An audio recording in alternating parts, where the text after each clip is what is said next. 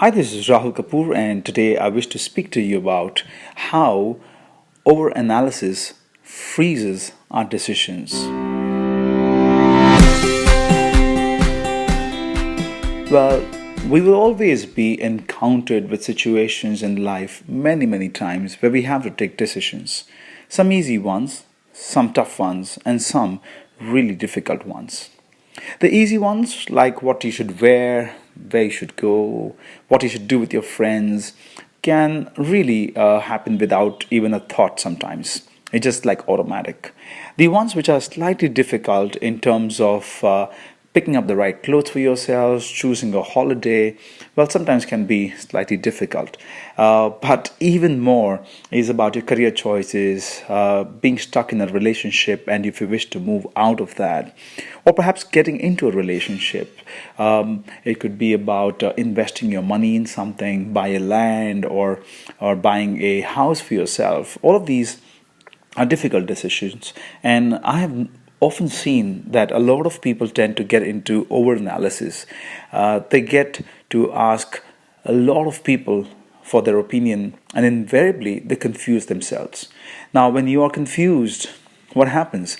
You will be freezing in the brain. There is no decision, and when there is no decision, there is no movement, there is no growth, there is no closure. And when there is no closure, there is frustration, there is helplessness, there's hopelessness, there's stress. And well, that's not the scenario anybody really wishes to be in. Yet, how many of us get trapped exactly in that kind of a situation, giving ourselves no scope for joy and happiness, no scope for success, no scope to enjoy the moment? Now, I have a very simple solution for you. Whenever you find yourself in a scenario where you feel that you have to take a decision, first things first. Try and speak to some people who really matter to you. Pick up the top three, let's say. And that's it. It's just the top three.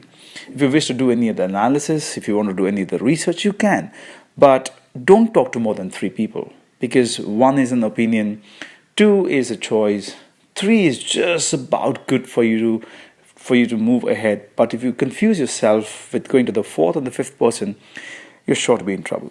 So choose your top three people very cautiously. Now, sometimes, even after hearing these three people's opinion, you may not really be sure about the action that you want to take. If you're stuck in that situation, only if you are, then I recommend that you use a very simple technique. Take a sheet of paper, sit down in isolation, divide the sheet into two pieces, just draw a vertical line. And on one side, write down all the pros, all the positives of taking that decision that you really wish to. On the other side, make a list of all things that you feel are the cons, as in terms of the negatives, or things that may not really work in your favor. By the time you complete this exercise with the kind of research and the thought processes of the three people that have already gone in, I think you should be in a position to take a decision. In case you are still stuck, then it doesn't really matter. What you do is, having written down the pluses and the minuses, try to see which one outweighs the other and go with that decision. If you feel that you're still not sure about it, then, well, simple, remove a coin. Now, this may sound silly, may sound stupid as well, but trust me, it has amazing science of how the energy of your body and your heart works with this. Take a coin, head, you go with it, tail, you don't go with it. Yeah, you go with the decision, or you don't go with the decision. Flip the coin over and see what comes out.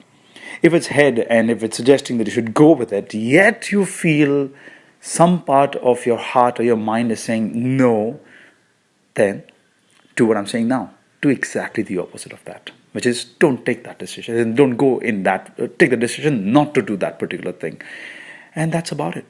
You'll find so much of calm and composure in that approach. Because now what you've done is, A, you've evaluated things, you've used your logic and science there. B, you've used people's opinion, the top three people's opinion, so you will know whether there is consistency in those three thoughts or not. If you still find it difficult, then you're putting your thoughts on paper, and then you're taking a decision. Even if that doesn't really work, then you're going with the coin, the flip over. And now, if the coin is saying head, you go for it, and when it is head and yet you don't feel it, That's the reality. That's really what you're experiencing, and that's your instinct. And if your instinct is not with it, then I think you should not do it. It's as simple as that. Try this technique with small things first, try to adopt them for bigger things, and see how things turn around thereafter for you. Really speaking, you have all the answers within you. Sometimes you need validation, sometimes you just need another opinion to strengthen your thought. But trust me, what really works is your instincts deep within. Okay, let's talk about one more thing. What if you still go wrong? What if still things don't work in your way? It's fine. You got to accept it. You got to learn from it, and you got to move on. Look, the reality is that you will not be able to take all decisions which will be right in your life. You will go wrong once in a way. You may go wrong more than once in a way as well. I think it's completely fine. Accepting it is the biggest thing. Learning from it, not repeating that mistake, and moving ahead in life is what life really is all about. And don't forget, you came empty handed. You're going to go empty handed as well from this world. Nothing really ever belonged to you. But you get so attached, so totally attached, and in that attachment, you tend to make mistakes. So I really hope that this conversation is going to help you. This really has a combination of science, psychology, and it has a little bit of spirituality as well in it. And hope this is going to help you to make some good decisions and live a powerful life. Here's to your success. This is Rahul Kapoor saying goodbye. Remember, take good decisions.